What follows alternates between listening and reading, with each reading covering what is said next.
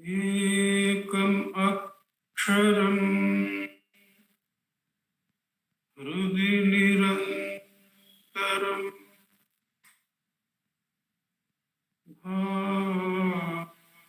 भासते स्वयं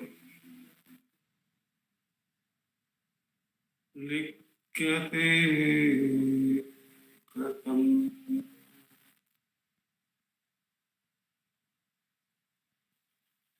हृदय कुहर मध्ये केवलम ब्रह्ममात्रं यहम् इति साक्षात् आत्मरूपेण भाति।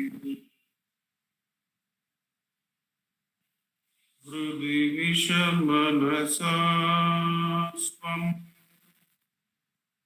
चिन्वता मज्जता वा पवनचलनरोधा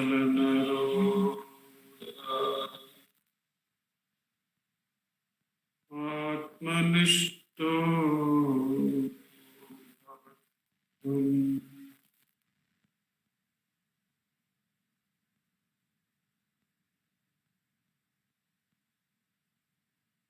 देहं मृण्मयवत् जडात्मकम् अहं बुद्धिर्न तस्यास्त्यतो नाहं तत्तत भावशुक्तिसमये सिद्धात्मसद्भावतः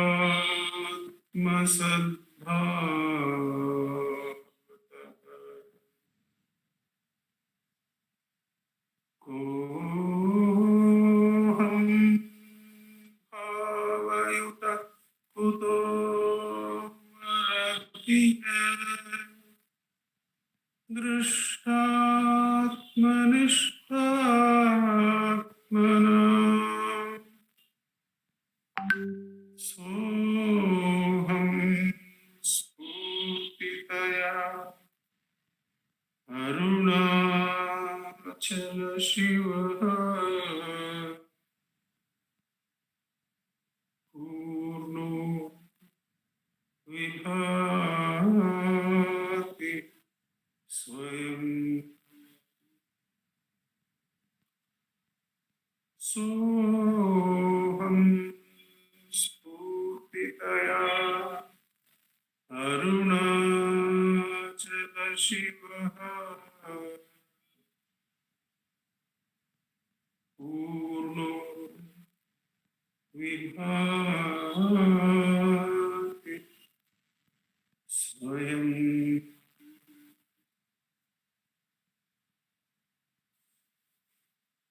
Namo Ramana. We begin the Friday Satsang with reading from Talks with Sri Ramana Maharishi. After 20 minutes of reading, we will practice Atma-Ucharam for the next 20 minutes. And our President, Dr. Sarada, will be speaking in the last part of the Satsang. We begin by taking one of the talks randomly. We are in talk number 403, 17th April 1937. There was some reference to the extract from the Modern Psychological Review, wondering if any instruments could be of use in detecting the heart center and if proper subjects were available for recording the experience of the adepts in the spiritual path and so on. So nowadays we find lot of work being done with fMRI and other instruments. They try to detect the brain waves as to what happens when one is in various meditational or focus states. The question is something like that is it possible to have some instruments where Bhagavan says the spurana is on the right side of the chest? Can some instrument measure that spurana? The truth of it to be confirmed like that. Others were speaking.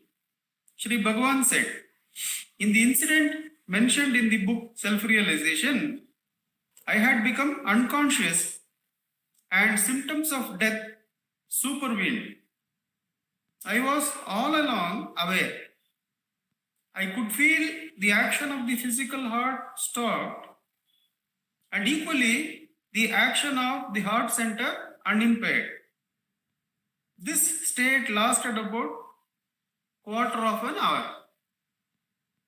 So he is referring to the tortoise rock incident where he has gone for bathing near Pacheman Koil, which is level with the ground in the base of Arunachala Hill towards the Vellore road. We find that after finishing the oil bath, I suppose, he is climbing back. This has happened in 1913 or so, so it must be to Virupaksha cave. Along with Vasudeva Shastri, Bhagavan is climbing back to the Virupaksha cave. Near a place called the Tortoise Rock, which if you see from Skandashram down to your left, facing the temple, if you look down to your left, you can see that Tortoise Rock. Near that, Bhagavan says, there was a fainting spell. He says such fainting spells used to happen to him from off and on. Like it was not something regular. But sometimes he would get, but he said this particular fainting fit was quite prolonged and deep. And in that faint, the physical heart stopped, what we call as the physical death supervened, and the blood circulation also stopped. But Bhagavan says the spiritual center, the spiritual heart was continuing as I. Those who have experience of this Purana, they will find that even when the brain is in some spin due to, let's say, something like fear, the what is that called, vertigo, you can feel the spiritual heart going steadily and the consciousness is not disturbed. Though the earth itself is spinning, you can feel the spiritual heart to which you have been attending to going on.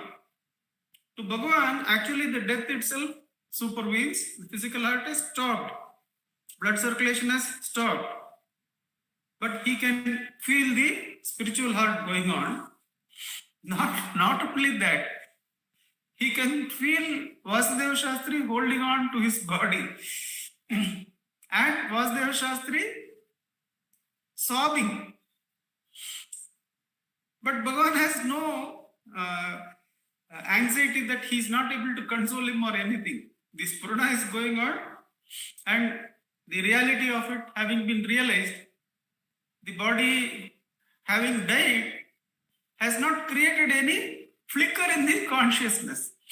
How unreal death is. We all fear death when somebody known to us dies, especially very close to us. Like today we had the absorption of Shankar Narayan sir, the one who does puja in our shrine, who has done a lot of puja in our shrine for long years.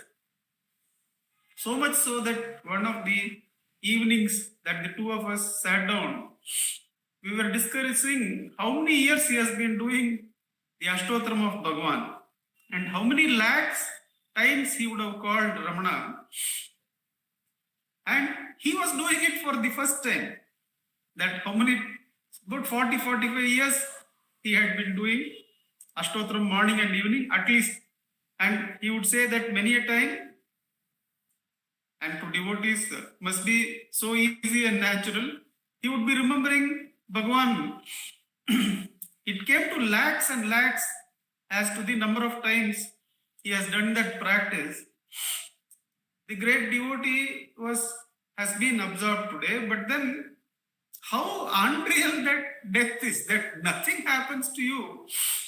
When the Kadetri VC Pogalam, Sadhuvam Swamigal says, and that's in Bhagavan, not even a flicker is there, that the heart has stopped. Not only is he feeling the reality of the Atman going on, he is also able to feel that Vasudeva Shastri is having his arms around the body. So from that, the spirit of Arunachala is always feeling and knowing us without the act of seeing and knowing and all that, whatever you call it. But it's not merely a spurana. Whatever is the essential part of dealing with Vasudeva Shastri is there with Bhagavan. I feel it is from there that they give the assurance that I am sure in one of the places in Ramana Padamale, there are two works. The one by Muruganar, there is an assurance by Bhagavan that irrespective of time and place, his support is available to us. The one who has identified with this Purana can say till the end of time, his support is available to us. Even if the devotee changes form, still the devotee identity is there, as Bhagavan is beyond time, from where he gives that assurance, and the death does not even leave a flicker in his consciousness, and he says he is able to feel. So I was all along aware, I could feel the action of the physical heart having stopped, and equally the heart center action going on unimpaired. He has identified with that Shruti note that the loss of body has not done anything. There is no going and coming. Pokum varavamil. We say, whereas Shankar Narayans are gone, whereas Bhagavan taken him. Since the self is here and now, in fact, here and now is in the self, there is no going or coming. There is only abidance in the self, which you have learned as the culmination of self-enquiry. Death is as unreal as that. This stated lasted about a quarter of an hour. We asked if it was true that some disciples have had the privilege of feeling Sri Bhagavan's heart center to be on the right side by placing their hands on Sri Bhagavan's chest. They have placed their hands on Bhagavan's chest like this, and they have been able to feel this Purana. Who? Some of the devotees. Bhagavan, yes, Mr. Vishwanath Iyer, Narayana Reddy, and others have said they felt Sri Bhagavan's heart center to be on the right by placing their hands on his chest. A devotee rightly observed that if hands could feel and locate the heart center, delicate scientific instruments should certainly do it. But then, since their own intellect has not been turned inwards to the heart, they will have doubt what kind of energy is this. Is it the pulse of some nerve going there? So the intellect will not subside by merely measuring and knowing. Only by actually subsiding in self-enquiry, we will realize the truth of Bhagavan's statements and how it liberates us from something that seems to be so fearful that even we all avoid talking about it. It's called apashakuna and all that. But then it is made as a non-event by Bhagavan's self-enquiry. A devotee rightly observed that if hands could feel and locate the heart center, delicate scientific instruments should certainly do it. Devotee. The heart is said to be on the right, on the left, or in the center. With such differences of opinion, how are we to meditate on the Hridaya? Bhagavan. I'll read that question again. The heart is said to be on the right, on the left, and or in the center. When you do the chakras, they say it's in the center and all that. With such differences of opinion, how are we to meditate on the Hridaya? Bhagavan, you are, you exist, you are, and it is a fact. Dhyana is by you, of you, and in you. Like a democracy, what is a democracy? By the people, for the people, and of the people, and all that. Like that, dhyana is by you, it is of you, it is about you, and it is taking place in you. It must go on wherever you are. The dhyana must go on wherever you are. It cannot be outside you. So you are the center of the dhyana, and that is the heart. So you identify with the spurana. No questions about right side, left side. Even when Bhagavan is in the body, or Bhagavan, the body has died and he is feeling the Vasudeva Shastri holding his body and sobbing. There is no identity that Vasudeva Shastri is an individual and he is holding on to another individual, because everything has been absorbed into the spurana. The spurana is the sum total of Jiva, Jagat, and Ishvara. All the Jivas, the whole of the worlds, and the Ishvara Shakti, all put together are shining together as the Akhanda Atma Swarupa. Does it have the names like right, left, center, inside, outside? All these are not there. Only when one is doing sadhana, those are mentioned as support. Whereas the body identity itself is gone. The loss of body is not even felt. It has died. The physical heart has stopped. But then Bhagavan has never identified with the body. He is identified with the fullness of the spurana. So he is saying that the spurana going on, he was aware not only that the unexplainable part, as Lakshman Sharma ji says in the Mahayoga, says how the jnani is able to be in the absolute and also feel Vasudeva Shastri at the same time. Even when the body is not there, he is able to feel Vasudeva Shastri. So that is something which is beyond the mind and judgment. The only thing we have to do is to inquire. Whenever a thought arises and attempts to, we imagine that it is attempting to take us towards the body or mind identity, we should understand that that is ignorance and that is subject to birth and death, appearance and disappearance. We should diligently ask, for whom is this thought? The answer will come, for me. When you hold, who am I? There will come a stage, says Bhagavan to Kapala Shastri, that you need not wait for thoughts. You will be able to directly hold the I, which he says is Summa Irital. Summa Irital is freeing oneself of body-mind identity. That breaks the vicious circle of waking dream and deep sleep, says. And even then, one can understand that without the body, without the mind, my existence is untrammeled. The existence doesn't need the support, nor is it hindered by the presence of the body or mind. That is the truth which is realized effortlessly when all the vasanas are erased. So for the next 20 minutes, let us sit in Atma Ucharam. Devatima, you will be able to set us the time. Thank you.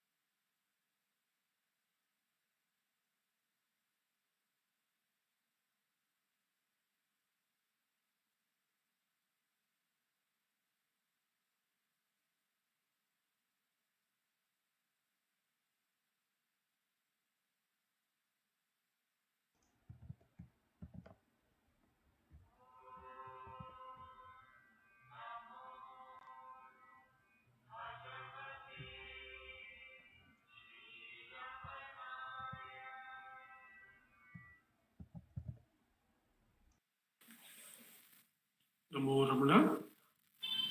I request our President, Dr. Sarada, to give us her thoughts on Bhagwan's teachings. Namo Ramana. Namo Ramana. Namo.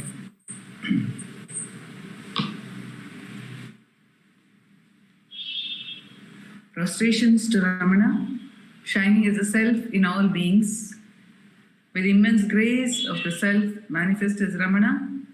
We, in this part of the Satsang, are meditating on the verses of Ramana Gita. Ramana Gita is a compilation in 18 chapters, like the Bhagavad Gita, by Ganapati Muni, of Bhagavan's answers to the questions of various disciples of the Muni and other devotees, and questions of the Muni himself. These questions and answers have been asked and have been answered by Bhagavan, mostly in the Chaturmasya of the year 1917. We are now in that Chaturmasya period, which is the rainy season, the time when all sannyasis are also, who are parivrajaka sannyasis, who are wandering monks, they're also enjoined to stay in one place because of the rainy season. And it also follows the Vyasa Purnima or the Guru Purnima. And a lot of spiritual meditations, a lot of insights, discussions, and sadhana happens during this period in most of the ashramas. During this period, we find that the Muni and other questioners like Daivarata, Karshni, and Kapali, and several others like Yoganatha, Amritanatha, they've all asked questions of Bhagavan. And these have been recorded, the answers of Bhagavan have been recorded by Muni. And we are now meditating on the 9th chapter, which is Granthi Bheda. And Bhagavan has defined what is this Granthi Bheda, or cutting of the knot. The cutting of the knot, Bhagavan has defined it as, for us, in the beginning, that is the very beginning of the chapter, where he says, Sharirasyaatmanaschapi sambandho granthiruchyate sambandhenaiva shariram bhavati jnanamatmanaha. What is this Granthi? This Granthi is the link between the body and consciousness, the illusory link, the mysterious link between body and consciousness. Then Bhagavan goes on to describe how the consciousness moves from the heart to the Sahasrara, from the Sahasrara through various subtle channels which are called nadis throughout the body. And he says, once the consciousness has spread throughout the body, the I am the body idea arises. That is the Granthi. That is the knot. The I am the body idea which rises, which links the consciousness to the body and limits it to the body. That is the Granthi. So Bhagavan says, when one does self-enquiry, what happens? A churning of these channels happens. So that is where we were. Abhimanam parityajya dehe chatmadhiyam sudhihi vicharayet chedekagro nadi nam mathanam bhavet. When one drops one's attachment to the body, when one does not focus on the I am body idea, manyate deham atmanam. So he says, Abhimanam parityajya, dropping this attachment to the body. What? Dropping attachment to what? Dehecha atmadhiya, to the thought that I am the body. Not paying attention to that. Vicharaye ched ekagro, to do self-enquiry, one-pointed self-enquiry is the method which Bhagavan is giving us over here to ensure that the attention which has moved away from the self and into the body idea gets back. So when one does self-enquiry, Bhagavan says there is a churning which happens. Nadinam mathanam bhavet. Okay? Then what happens? Nadinam mathanenaiva nadinam mathanenaivam atma tabhyah pratakritaha. What happens? By this churning of the nadis, when the self is isolated. Today also Nandakumar ji was saying that when one turns back, what is the self-enquiry initially? For whom are these thoughts? Then they are my thoughts. Who am I? This is the churning. But he said at one point, what will happen? One can turn directly back and focus on the I thought. That is what Bhagavan is saying here. Atma tabhyah prithakkritaha. When one separates the I thought from the other thoughts through the enquiry, through this churning, when the I thought gets separated from all other thoughts, then what does it do? Kevalam amritam nadim ashritya prajwalishyati. It remains only in the amrita nadi. It takes the support only of the amrita nadi. Bhagavan says, in the self-enquiry, when asked who am I, this granthi, this ego, which is holding both sides, which is attaching itself to both sides, when its attachment to the body is questioned, when then it is shaken. So long as its attachment to the body is not questioned, it remains powerful. But when its identity with the body is questioned, so the question, who am I? When we ask ourselves, who am I? It is already implied that we are not assuming we are the body, that we are not assuming any answer for that. So it's only when one has stopped assuming, or at least has reached a point of faith, I cannot be this body. For various reasons, I cannot be this body. Therefore, who am I? So that question, who am I, is asked. Then this ego, it falls back upon its source of strength. We see this in our daily life sometimes. If somebody is questioned, even in Madurai, Somasundaram, Sri Somasundaram, who looks after the Madurai Center, says that after he printed an invitation for our latest program there, suddenly one young lady walked in one day. And she said, "You have done everything wrong in this invitation. This wrong invitation is badly printed. There are so many errors in it." Then it seems he told her, "It's all right. I have done it with my limited knowledge. You please tell me where the errors are, and then I will try and take care the next time we print an invitation." She said, "Do you know who I am?"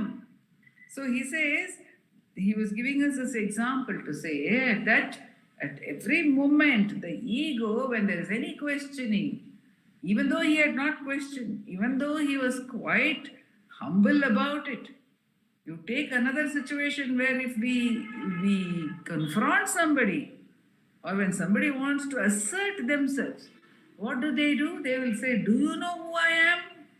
That's what they will say. So this ego, when it is questioned, it says, "Do you know who I am? I am the very self. That is my source. What do you mean by questioning me? I am the very self." And it falls back upon its support. If we are in a situation of difficulty, we lean back to our support. I am so and so's son. I am so and so's daughter. I am so and so in a particular institution. Whichever we think is our strength, whenever we are questioned, we will fall back upon our strength. Similarly, when the ego is questioned, the ego which is not between the body and the self, when its link with the body is questioned, it will get back to this source. Kevalam amritam nadi ashritya prajwalishyati, and it becomes resplendent. This is what Bhagavan says is the aham spurana prajwalishyati. It shines, it throbs, aham. Here Bhagavan is not using that because he has already said aham iti sakshat atma rupena bhati. Here he says it shines as the very self. If we link it with the earlier explanation which Bhagavan has given of that spurana, we will know that it shines as aham. The aham spurana becomes evident. Kevalayam tadananyat atmanas samprabhasate sannidhyad bhasamanam va na prithak pratithishtati. So what happens is Bhagavan continues to describe that state, and he says that it is like self alone shines, he says. Oh no, in this verse he's saying Sannidhyat bhasamanam va na prithak Atmanadyam yada bhati chaitanya jyotirujjvalam kevalayam tadananyat atmanas samprabhasate. So then the self alone is shining. There is nothing other than the self. The self alone is there. Kevalam, Chaitanya, Kevalayam tada na anyat atmanas samprabhasate. Nothing apart from the self is known. The self alone is shining. To explain this, Bhagavan says further, Sannidhyad bhasamanam va na prithak pratitishthati. Even if objects are known, other things are known, which because of their proximity, he says. That means to say, the one who is abiding the self is not paying attention to something which is far away. He or she is not thinking of something which is far away. There is no need to think at all. But the person may be aware of some things, the physical world which is around them. That so he says, because of sannidhi, because of being in the proximity of those things, even if they shine forth, na prithak pratitishthati. They will not be seen as apart from the self. No matter, even if objects are perceived, and here he is qualifying that objects will be perceived only by their proximity. There is no need for a jnani to think of anything else. For us, this is the difference. In a way, subtly Bhagavan is talking about the difference between the ajnani and the jnani. For the ajnani, very often for us, our mind is not in what is near us or around us. Our mind is somewhere else. Our thoughts are on something away from what is in the present. So, one of the sadhanas that is prescribed is even being in the present, physically being in the present, being attentive to whatever is happening around us is given as one of the sadhanas. In the many sadhanas which are prescribed as supports to self-enquiry or as paths leading to self-enquiry, as we were told in Guru Vachakova yesterday, we were reminded that other things will lead us to self-enquiry. So even that is an important sadhana. But a jnani may perceive objects which are there. If you talk to a jnani, Bhagavan was asked, Bhagavan, do you not have thoughts? He says, no. What when I am asking you this question? At that time a thought may arise to answer that question and it will drop. So the proximity of the questioner, the proximity of the question, the proximity of the need to do something to someone who is next to them, who is talking to them, who is interacting with them, that proximity, or supposing the jnani is engaged in some activity like cutting the vegetables, he sees the vegetables, he sees the knife, he sees how they have to be cut. But, says Bhagavan, na prithak pratitishthati. Nothing is apart from the self. Nothing is apart from the self. So in Ekanma Panchakam, Bhagavan says everything is included in the self. Like all the pictures of the movie are only projected on the screen and or are all only light. So like that, there is nothing apart from it. May appear to be images, but for the jnani, there is nothing apart from the self. And he says, Janati spashtam atmanam sadehamiva pamaraha. The jnani knows the self as clearly as the ajnani, the ignorant one, the pamara, the common man, knows the body. Just as we feel so naturally that the body is I, even so, the jnani is absolutely naturally aware of the self. Naturally aware. Because for us, the body is something, the body awareness is something so natural. It's just ingrained in us. That much the self becomes then the only natural thing. That is the only thing that is there. It's absolutely natural, says Bhagavan. Atmaiva bhasate yasya bahirantascha sarvatah pamarasyeva rupadi sabhinna granthiruchyate. Who is the one who has cut the knot? It is he for whom the self alone shines, outside, inside, everywhere, in the manner in which, for the common man, forms are seen everywhere. We see forms everywhere. Pamarasyeva rupadi.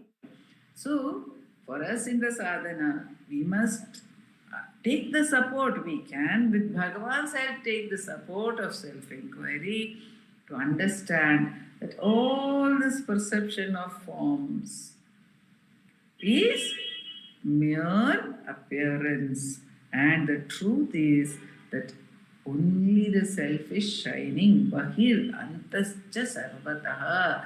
Outside, inside, everywhere, the self alone is.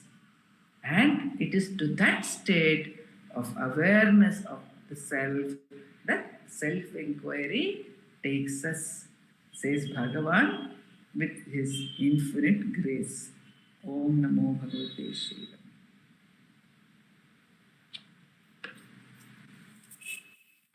Namo Ramana. Namo Ramana, sir. I don't Sir, think there are apara questions. Yes, sir. Yes, sir. I'll chant. our questions. You had asked last time. Any questions are there from others? We'll conclude. Apara Satchit Sukhavari Rashi Yasyormi Matram Bhuvanam Samastam Guhahitam Tam Ramanam Gabiram Chintavihinam Hridhi Chintayami. Namo Ramana.